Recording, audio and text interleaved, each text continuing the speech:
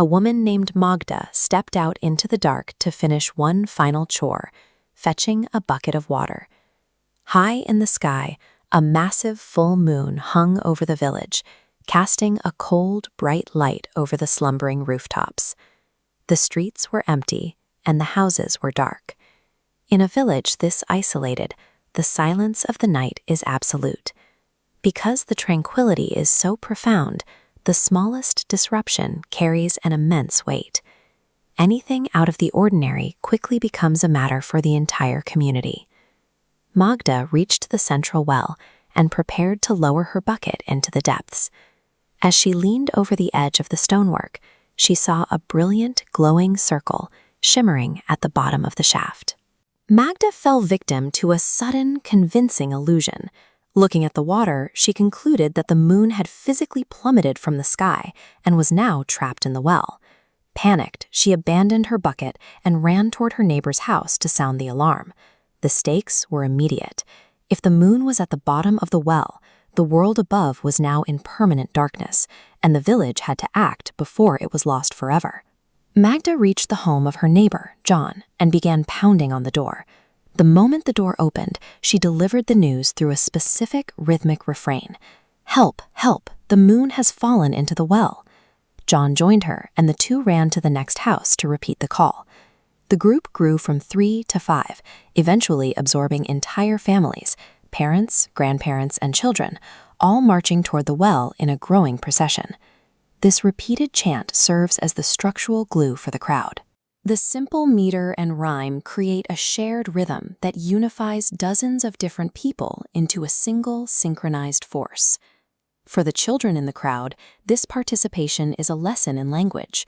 By focusing on the partial rhymes and the steady beat of the words, they are developing phonological awareness, the ability to recognize the internal sound structures of their speech. The chant transformed a solitary woman's panic into a mobilized, rhythmic community movement. The entire village arrived at the well's edge, forming a dense circle around the stone wall. One by one, they peered into the water. Seeing the same shimmering reflection, the group collectively validated the illusion as a hard fact. To solve this celestial problem, John proposed a mechanical solution. He produced a thick rope with a heavy iron hook tied to the end. They lowered the line into the dark. Deep below the surface, the hook caught firmly onto a jagged rock in the well's interior wall. Thinking they had finally snagged the moon, the villagers lined up along the rope. They pulled with all their strength, shouting for everyone to lean back and give it everything. The tension in the rope made the mission feel real. The harder the villagers struggled against the unyielding stone wall, the more convinced they became that they were winning a tug-of-war with the moon itself. The rope pulled tight, vibrating under the strain of the entire village's combined weight. Suddenly, the heavy iron hook gave way under the immense pressure. It slipped from the jagged rock and went violently flying upward. The sudden release of tension sent the villagers tumbling. The entire crowd fell backward together, landing on their backs in the grass. Lying flat on the ground, their line of sight shifted away from the well. For the first time all night, the villagers were looking directly up into the sky. This accidental change in perspective provided the solution they couldn't find through effort.